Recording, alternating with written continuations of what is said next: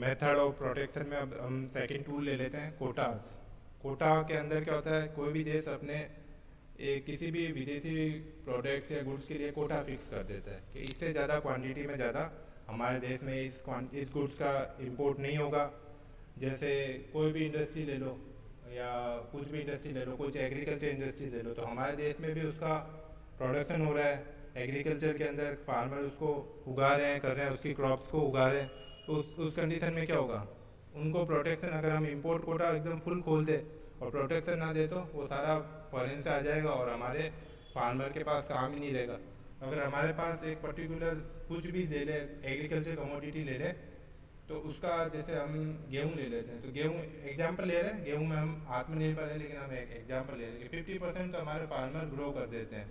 जो हमारी कैपेसिटी है, जो हमको रिक्वायरमेंट है, उसका 50% तो हमारे फार्मर ग्रो कर देते हैं। अब जो बची हुई 50% है उसी को हम इंपोर्ट कर देंगे, तो कोटा फिक्स कर देंगे। जो बची हुई क्वांटिटी के लिए कोटा फिक्स कर देंगे कि उतनी क्वांटिटी का इंपोर्ट होगा, उससे ज़्यादा इंपोर्ट नहीं होगा। उससे ज़्यादा इंपोर्ट होगा तो क्या होगा, हमारे फार्मर के पास कुछ एम्प्लॉयमेंट ही नहीं रहेगा, क्योंकि बाहर से गुड्स आ जाएगा सस्ता। तो हम जो बिजनेसमैन है वो तो खरीद के इंडस्ट्री में मार्केट में लेके आ जाएंगे। तो इसके लिए क्या होगा कि कोटा फिक्स करना बहुत ज़रूरी है कि एक लिमिट में ही इंपोर्ट हो। तो अब हम इसको रीड कर लेते हैं। Import Kota is a limit on the quantity of a good that can be produced abroad and sold domestically. It is a type of trade that set a physical limit on the quantity of goods that can be imported into a country in a given period of time. Under this system, imports of a commodity up to a specified quantity are allowed to be imported duty free or as a special low rate of duty. अब ये देखो, ये भी बड़ा important है। इसके अंदर क्या कर देते हैं कि है ना, काफ़ी बात ऐसे कर देते हैं, कोटा फिक्स कर दिया, और कोटा फिक्स नहीं करे तो हमारे देश को जितनी रिक्वायरमेंट है उसमें तो क्या करेंगे, ड्यूटी फ्री इंपोर्ट करने देंगे। जैसे किसी की ना क्रॉप्स खराब हो गई तो उतना जो हमारे कम पड़ रहा है उसके वहाँ तक तो हम क्या करेंगे, उतना तो हम है ना इंपोर्ट कर लेंगे। और उसके ऊपर ज़्यादा और इंपोर्ट अगर फॉरेनर कॉम्पिटिटर करना चाहता है तो हम उस पर क्या करेंगे, इंपोर्ट ड्यूटी लगा देंगे, बड़ी हुई रेट से, ज़्यादा रेट से कस्टम ड्यूटी लगा देंगे, इंपोर्ट ड्यूटी लगा देंगे, तो वो गुड्स महंगा हो जाएगा। फिर वो इम्पोर्टर इच्छुक भी नहीं होगा हमारे देश में एक्सपोर्ट करने के लिए। तो एक्सपोर्टर होगा वो इच्छुक भी नहीं होगा हमारे देश के अंदर एक्सपोर्ट करने के लिए। तो हमारा इंपोर्ट अपना आप ही उस कमोडिटी का कम हो जाएगा। तो ये क्या हो गया, टैरिफ और कोटा दोनों साथ साथ टेक्निक, जो दोनों टूल्स है वो साथ साथ यूज़ करने का टेक्निक हो गई। इसके अंदर क्या हुआ, टैरिफ टेक्निक भी यूज़ की जाती है, टूल्स भी यूज़ किया जा रहा है और कोटा टूल्स भी यूज़ किया जाता है। आगे रीड करें। But important in excess of this limit are charge a higher rate of duty. ये हमने डिस्कस कर ही लिया कि जितना कमी होगी, हमारे देश की रिक्वायरमेंट में कम रह रहा है, उस पर तो हम लो रेट से ड्यूटी लगाएंगे, और उसके बाद जो इंपोर्ट हो रहा है देश के अंदर उस पर हायर रेट से ड्यूटी लगा देंगे। आगे रीड करते हैं। द टैरिफ कोटा दस combine the feature of A tariff with those of a quota. Flexibility is another advantage of this system. However, the system has the following drawback. तो इसके भी कुछ ड्रॉबैक है, वो डिस्कस कर लेते हैं। फर्स्ट है, when import tend to be more than the fixed limit assigned under low duty rate, the entire gains from the low rate are shared by the exporting countries. तो इस case में क्या होता है, एक्सपोर्टिंग कंट्री को कैसे benefit हो जाता है कि वो जो देश होता है, वो अगर हम एक मिड रेंज वाली ड्यूटी लगाते तो क्या होता, हमारे को रेवेन्यू पूरा मिलता रहता जितनी भी क्वांटिटी इंपोर्ट होके आती। लेकिन हमने एक कोटा फिक्स कर दिया जिसमें बिल्कुल ड्यूटी फ्री है, तो उसमें क्या हुआ, उस कंट्री को तो ड्यूटी फ्री एक्सपोर्ट कर दिया वहाँ देश से, तो फॉरेन कंट्री से, और जब रेट बढ़ी तो वो बिल्कुल भी एक्सपोर्ट नहीं करेगा। तो हमारे को तो क्या हुआ, हमारे को तो बिल्कुल रेवेन्यू नहीं हुआ। अगर हम एक मिड रेंज से लगाते, मिड रेंज वाली ड्यूटी लगाते, तो हमारे को कुछ तो रेवेन्यू होता। तो इसमें क्या होता है, पहले बहुत लो रेट से या ड्यूटी फ्री होते हैं तो सारा बेनिफिट होता है वो एक्सपोर्टर लेके चला जाता है, और देश के जो इंपोर्ट कर रहा है उसको कुछ भी रेवेन्यू की इनकम नहीं होती है। सेकंड है, it bring a rush of imports in the beginning of each new tariff quota which may disturb domestic price level of the importing country. अब सेकंड क्या ड्रॉबैक है कि कोटा फिक्स होता है तो क्या होता है, ज़्यादा से ज़्यादा एक्सपोर्टर, ये जो जैसे ही फाइनेंशियल ईयर शुरू होता है तब ज़्यादा से ज़्यादा उस देश में एक्सपोर्ट करना चाहते हैं, क्योंकि उस समय ड्यूटी फ्री होता है। तो कोटा जब फ्यूचर में खुलता है, जैसे फाइनेंशियल ईयर के स्टार्टिंग में या कैलेंडर ईयर, जो भी गवर्नमेंट के अकॉर्डिंग हो, तो उसमें क्या होता है, पहले तो बहुत ज़्यादा सस्ता आता है गुड्स क्योंकि ड्यूटी फ्री आता है, और जब जैसे ही कोटा पूरा हो जाता है तो गुड्स महंगा हो जाता है। तो जब बाहर से आने वाला गुड्स महंगा हो जाता है तो देश के जो गुड्स बाहर से आ रहा है, फॉरेन से इंपोर्ट होके आ रहा है, तो ऑब्वियसली देश के अंदर जो डोमेस्टिक मार्केट में प्राइस है वो भी फ्लक्चुएट होती है, डिस्टर्ब हो जाता है। पहले बहुत ज़्यादा सस्ता मिल रहा था, फिर बहुत ज़्यादा महंगा मिलता है, तो लोगों के जो कंज्यूमर है देश के अंदर उनका भी बजट गड़बड़ा जाता है। तो ये दोनों इसकी ड्रॉबैक है। तो कोटास के कुछ टाइप्स होते हैं, टाइप्स ऑफ कोटा हम अब डिस्कस कर लेते हैं। यूनिलेटरल कोटा, यूनिलेटरल से मीनिंग है इसका मतलब है एक पक्षीय। इसके अंदर क्या होता है, हम दूसरे देश का पक्ष ही नहीं जानते हैं, जो फॉरेन से जहाँ से हमारे इंपोर्ट होकर गुड आ रहा है हम उसका पक्ष जानते ही नहीं है, उससे बिल्कुल नेगोशिएशन नहीं करते हैं। हम क्या करते हैं, हमारे देश की जितनी रिक्वायरमेंट कम रह रही है उसके अकॉर्डिंग हम अपनी रिक्वायरमेंट बता देते हैं कि ये हमारा कोटा फिक्स है, इतना वो गुड्स या क्वांटिटी में गुड्स आएगा इंपोर्ट होके, इससे ज़्यादा आएगा नहीं आ सकता, या फिर इसके बाद जब आएगा तो हम हायर रेट से ड्यूटी इम्पोज कर देते हैं। तो इसके अंदर क्या होता है, बिल्कुल नेगोशिएशन नहीं होता है। एक देश अपनी रिक्वायरमेंट को समझता है तो उसके हिसाब से कोटा फिक्स कर देता है कि इतना गुड्स कोटा से इतना कोटा है, उतना गुड्स आएगा, और बाकी से क्या होगा, हमारे देश की जो डोमेस्टिक इंडस्ट्रीज है उसको एक प्रोटेक्शन मिलेगी। जितना हमारे देश में अगर ऐसा कोटा नहीं लगाया जाए यूनिलेटरल, तो क्या होगा, बाहर से खूब सारा गुड्स आ जाएगा सस्ता, और हमारे देश में जितना हमारी कैपेसिटी थी डोमेस्टिक इंडस्ट्रीज की वो वेस्ट हो जाएगी, वो प्रोडक्शन कर ही नहीं पाएगा, कंपटीशन में रुक ही नहीं पाएगा। तो एग्रीकल्चर का हमने एग्जांपल यही था कि हमारे अगर किसी क्रॉप से उसकी 50% तो हमारी रिक्वायरमेंट की हम उगा लेते हैं, फसल हो जाती है, क्रॉप्स हो जाती है, और बाकी की 50% ही चाहिए। लेकिन अगर हम पूरा ही हमारा कोटा खोल दें तो कोटा रखे ही नहीं, तो क्या होगा कि वो हमारी जो देश में जो क्रॉप्स हो रही है वो फार्मर भी अनएम्प्लॉयमेंट हो जाएंगे क्योंकि सारा बाहर से आ जाएगा। बाईलेटरल के अंदर क्या होता है, हम नेगोशिएट करते हैं। इसके अंदर क्या करते हैं, नेगोशिएट करते हैं, पहले नेगोशिएट करके एक रेट डिसाइड करते हैं। तो इसमें क्या करता है ना, म्यूचुअल एग्रीमेंट बना लेते हैं फॉरेन कंट्रीज़ के साथ, बैठ के एग्रीमेंट बना लेते हैं कि इस रेट पे कोटा लगाया जाएगा, हमारी इतनी रिक्वायरमेंट है और हम आप पे इतनी ड्यूटी इम्पोज करेंगे, आप इस रेट पे हमको सप्लाई कर दो। तो इससे क्या होता है, ज़्यादा प्राइस फ्लक्चुएट नहीं होती है। अब इसमें यूनिलेटरल में तो क्या होता है, कोटा फिक्स कर देते हैं, तो सीजरू में कोटा जितना होता है उसमें काफ़ी चीप रेट पे गुड्स आ जाता है क्योंकि ड्यूटी फ्री होता है। लेकिन बाईलेटरल के अंदर ऐसा नहीं होता है, बाईलेटरल के अंदर हम रेट फिक्स डिसाइड कर लेते हैं, तो पूरे ईयर के लिए डिसाइड कर लेते हैं, जिससे क्या होता है कि है ना, डोमेस्टिक इंडस्ट्रीज भी सेव रहती है और बाहर से हमको कुछ जो गुड्स आता है उस पर कुछ रेवेन्यू भी हो जाती है। तो मिक्सिंग कोटा तब यूज़ करते हैं जब मिक्सिंग में भी एक तरीके से हम है ना नेगोशिएट करते हैं कि हमारे पास रॉ मटेरियल तो है लेकिन उस गुड्स को बनाने की टेक्निक हमारे पास नहीं है।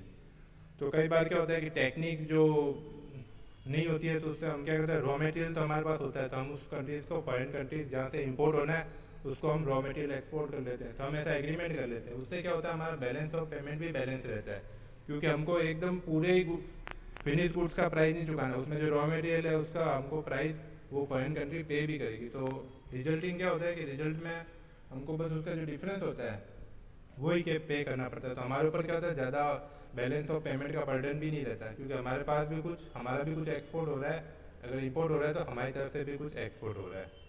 तो ये टाइप्स ऑफ कोटा थे। नेक्स्ट हम ले लेते हैं इंपोर्ट लाइसेंसिंग।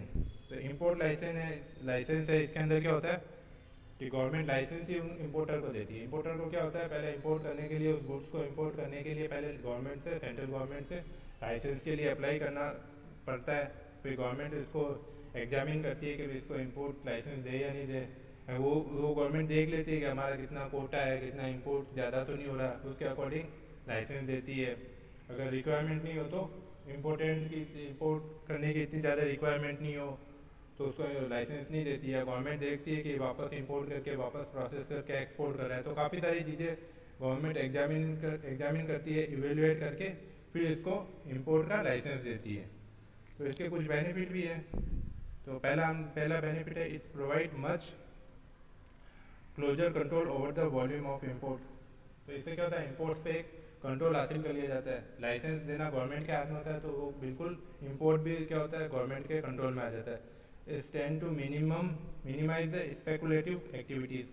स्पेकुलेटिव मतलब पहले बहुत ज़्यादा प्राइस हाई जा रही है, कम जा रही है, पहले ड्यूटी फ्री है, फिर बाद में ड्यूटी गवर्नमेंट लगाती है, ये हमने देखा ना, टैरिफ के अंदर कोटा फिक्स करती है। तो इसके अंदर क्या होता है, पहले लाइसेंस से एक तरीके से लाइसेंस ही गवर्नमेंट नहीं देती है, तो ऐसे ही कंट्रोल हाथ में आ जाता है, जो ज़्यादा स्पेकुलेशन नहीं होता है. It reduce excessive fluctuation in price produce by the scrambler to import before the quota is filled. मतलब बहुत ज़्यादा कोटा फिल होने से पहले क्या होता है, बहुत ज़्यादा हमने पहले डिस्कस कर लिया था ये, तो कोटा होने से पहले बहुत ज़्यादा आना गुड्स आता है. उसके बाद क्या होता है, ड्यूटी कोटा पूरा होने वाला होता है, उसके बाद वो गुड्स आना बाहर से बंद ही हो जाता है. तो साल के शुरू में क्या होता है, जब कोटा स्टार्ट होता है तो बहुत ज़्यादा मार्केट में गुड्स आ जाता है, तो ज़्यादा आ जाता है सप्लाई, तो डिमांड उतनी होती नहीं है, तो प्राइस बहुत ज़्यादा कम हो जाती है. और उसके बाद जब कोटा ख़त्म हो जाता है तो क्या होता है कि सप्लाई तो बिल्कुल बंद हो जाती है, क्योंकि कोटा ख़त्म हो गया. तो उस समय क्या होती है, डिमांड से कम सप्लाई हो जाती है, तो प्राइस बढ़ जाती है. तो ऐसा इसके अंदर होता है. फिर भी इसके कुछ ड्रॉबैक भी है इंपोर्ट लाइसेंस के अंदर. तो पहला ड्रॉबैक है इसका, it may introduce rigidity in the sense it's favour only establish importer and prevent new commerce. अब ये तो होता ही है. इसके अंदर क्या होता है कि गवर्नमेंट के ऑफिसर्स जो होते हैं वो क्या करते हैं, जो बड़े बड़े इंपोर्टर होते हैं उनके पास ज़्यादा एक्सपीरियंस होता है, उनके पास वो एक्सपोर्ट इंडस्ट्रीज़ को भी कर लेते हैं. लाइसेंस हासिल करना उनके लिए ज़्यादा बड़ी बात नहीं होती, तो वो तो आराम से लाइसेंस हासिल कर लेते हैं, क्योंकि वो बड़े बड़े जमे हुए प्लेयर होते हैं.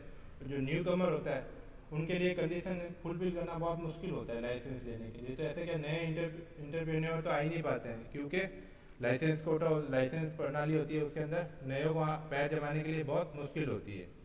सेकेंड है, it may lead to bureaucratic administrators nepotism and corruption. अब ये तो होता ही है, जब गवर्नमेंट ऑफिसर्स के हाथ में होता है तो वो क्या होता है, लाइसेंस के लिए हो सकता है ना ब्राइब ले, वो नए को दे नहीं. जब गवर्नमेंट एम्प्लॉयज़ के हाथ में होता है तो क्या होता है, इम्पोर्ट जब होता है गवर्नमेंट की तरफ से तो सारा पावर ऑफिसर्स को डेलीगेट कर दिए जाते हैं. तो ऑफिसर क्या होता है, अपनी मनमानी करते हैं, किसको देना है किसको नहीं देना है. तो कुछ किसी को तो कंडीशन में रियायतें दे देते हैं, किसी के लिए कंडीशन पूरी होने के बाद भी उनको हो सकता है ना दे, कुछ ना कुछ उसमें कमी पेशी निकाल दे.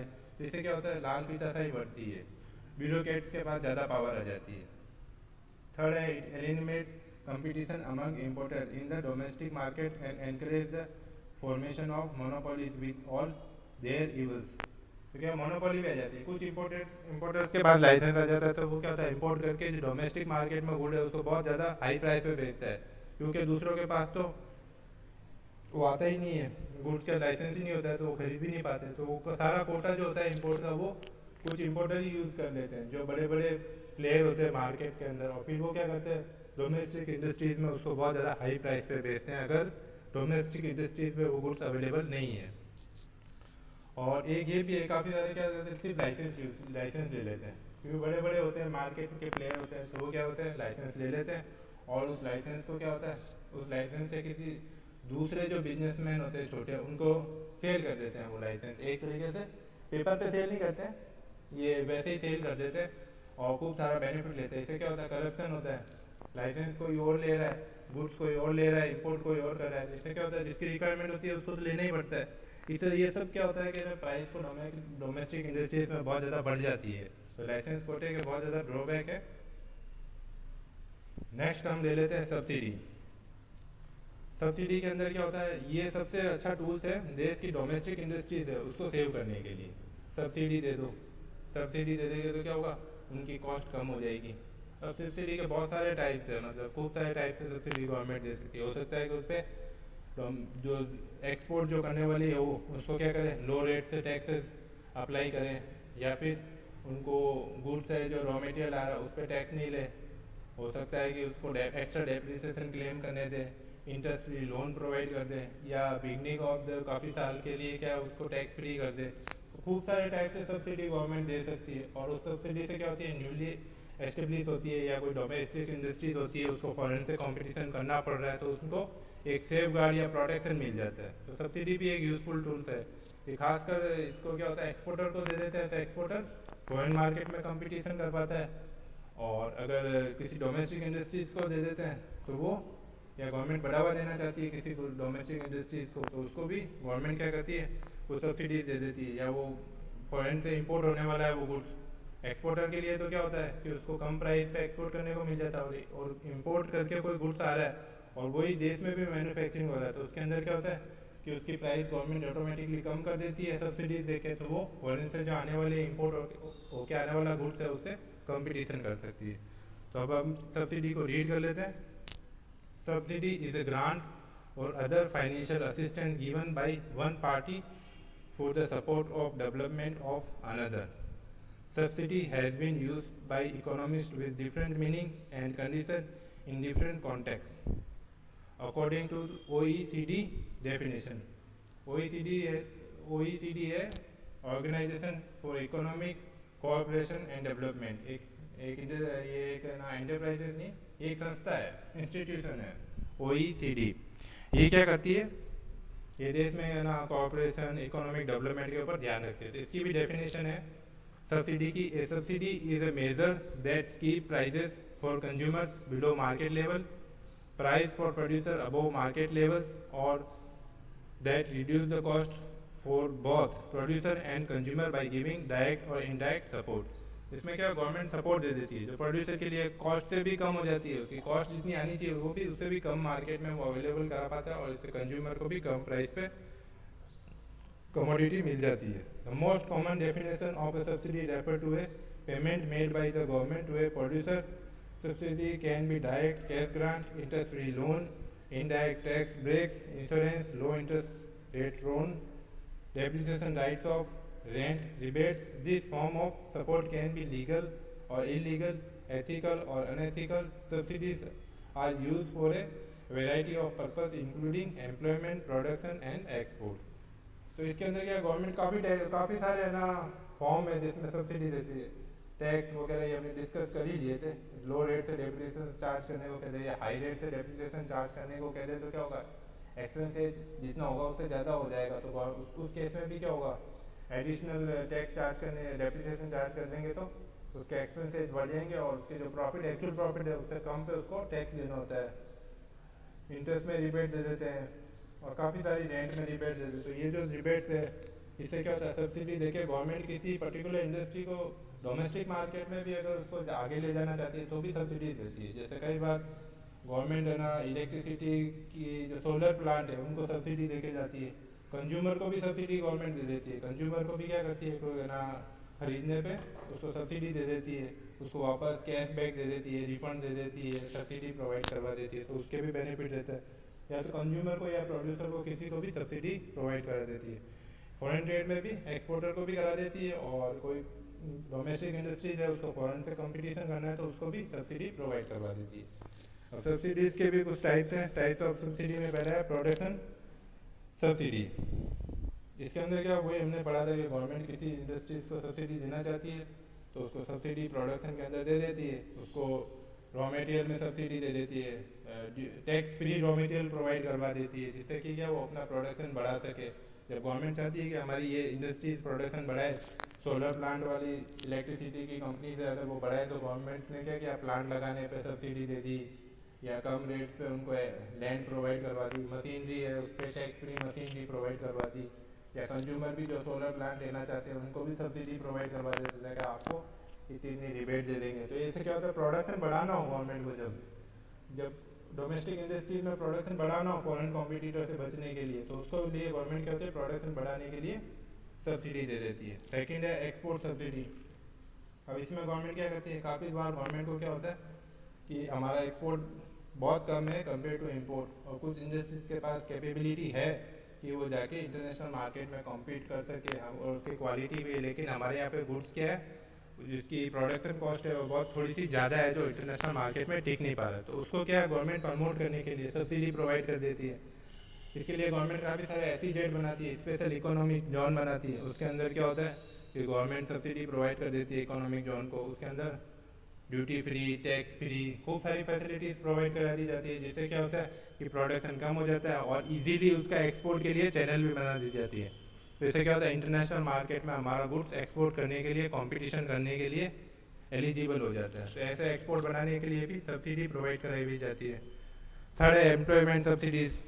अब इसमें क्या होता है, काफ़ी सारे देश में ऐसे उद्योग भी है, उनको क्या है कि इंडस्ट्रीज़ को अंदर खूब सारी लेबर लगी हुई है, खूब सारा एम्प्लॉयमेंट देती है, उनसे हैंडमेड प्रोडक्शन ज़्यादा होता है, तो उस केस में उनको भी सर्वाइव रखना बहुत ज़रूरी है। अगर फॉरेन कंट्रीज से अगर बहुत ज़्यादा मशीनों से बना हुआ गुड्स आए तो हमारे देश के अंदर क्या बहुत ज़्यादा अनएम्प्लॉयमेंट बढ़ जाएगा। तो उसके अंदर भी गवर्नमेंट एम्प्लॉयमेंट को सब्सिडीज दे देती है, जैसे ना कि हम आपके वेजेस वर्कर जो है सॉरी वर्कर को हम इंश्योरेंस कर देंगे, इनको स्वास्थ्य सुविधाएं दे देंगे, इनको मेडिकल सर्विसेज हम दे देंगे, तो आप इस इंडस्ट्रीज़ को चलाइए। अगर आपको अगर कंपटीशन में प्रॉब्लम हो रही है तो हम आपके जो वर्कर्स हैं उनको हम कुछ फैसिलिटीज़ दे देंगे। तो ये कहता है ह्यूमन वेलफेयर के जो है ना बेनिफिट्स होते हैं वो वेलफेयर के गवर्नमेंट प्रोवाइड करवा देती है। तो गवर्नमेंट इस टाइप से भी सब्सिडी दे सकती है कि वर्कर को सुविधाएं उपलब्ध करा दे, मेडिकल इंश्योरेंस ऐसी सुविधाएं, या फिर उनके रिटायरमेंट बेनिफिट पर गवर्नमेंट कुछ दे दे उनको। तो ऐसी सारी सब्सिडीज गवर्नमेंट प्रोवाइड करवा सकती है। नेक्स्ट है इम्पोर्ट एम्बार्गोज। इसके अंदर क्या होते हैं, इम्पोर्ट पे प्रतिबंध लगा देती है। अब इसके अंदर ये बात आप समझ लो, ये अलग होता है। अभी किसी से रिस्ट्रिक्ट करना है हमारे को इम्पोर्ट, तो उसके लिए ये टेक्निक यूज़ की जाती है, लेकिन ये उससे अलग है। जो वार के टाइम बिल्कुल ब्लॉक करते हैं उससे अलग है, ये उससे थोड़ा सा डिफरेंस है। इसको रीड कर लेते हैं। An embargo is the partial और complete prohibition of commerce and trade with a particular country. Embargoes are considered strong diplomatic measures imposed in an effort by the imposing country to elicit a given nation interest result from the country on which it is imposed. Embargoes are similar to economic sanctions and are generally considered legal barriers to trade, not to be confused with blockades, which are often considered to be act of war. ये वार से थोड़ा अलग है। वार वगैरह के अंदर जो पूरा मंदी हो जाता है इम्पोर्ट एक्सपोर्ट, वो उससे अलग है। इसके अंदर क्या होता है, कुछ और नेशनल इंटरेस्ट या कुछ पॉलिटिकल इंटरेस्ट होते हैं, डिप्लोमेटिक रीज़न रहते हैं कि उस देश से हमको अब नहीं करना है या हमारी डिप्लोमेसी प्रभावित हो रही है, तो उसके अंदर क्या होता है, इम्पोर्ट के अंदर गवर्नमेंट प्रतिबंध लगा देती है, एम्बार्गो कर देती है, प्रतिबंध लगा देती है कि उस देश से अब हमारा ट्रेड नहीं हो सके। इसके अलावा नेक्स्ट हमारा जो मेथड ऑफ प्रोटेक्शन में है वो है स्टेट ट्रेडिंग।